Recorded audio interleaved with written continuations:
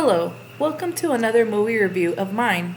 Afterwards, please take the chance to visit my website www.thesceneviewer.com, where I have thousands of movie reviews, 60 plus lists of best films per genre, yearly ranked lists with top 5 per category going back to 1914, and dozens of miscellaneous lists including TV shows, actor profiles, and top 10 films per actor. The link can be found below. Today we are reviewing Split Image, released in 1982. Gave this movie a rating of 8 and was viewed month April, year 2024. I wonder if Vernon Howell saw Split Image before deciding what to do with the rest of his life. If you don't know who that is, then surely you'll recognize him as David Koresh of Waco, Texas, infamy.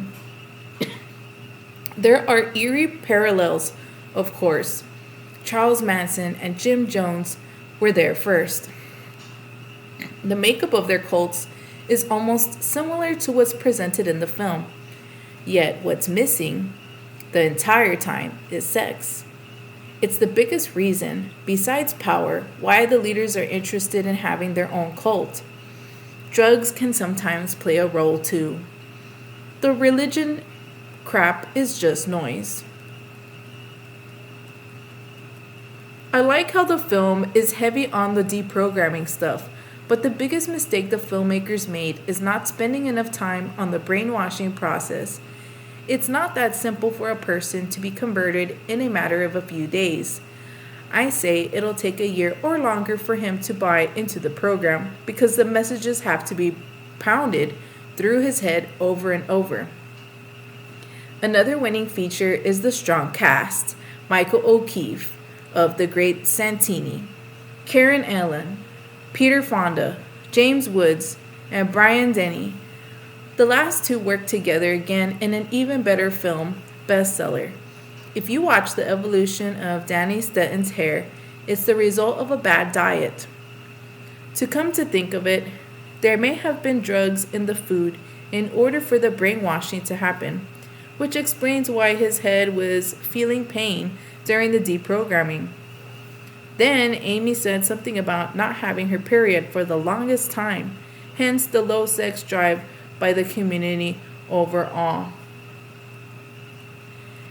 Either way, Danny got into Homeland, which means he was a weak person in the first place, along with the mental and emotional issues, as evidenced by the philosophy that, espoused by his little brother after he was prompted by James Woods' character. Ditto for Amy, who's hopeless beyond repair. Given his 60s vibe, a la Easy Rider, Peter Fonda fits the role of a cult leader very well, but he isn't developed enough to be truly effective. Once again, James Woods gives the best performance of the show. He almost always dominates every film in an arrogant, son of a bitch way. His character has the most interesting job in the world.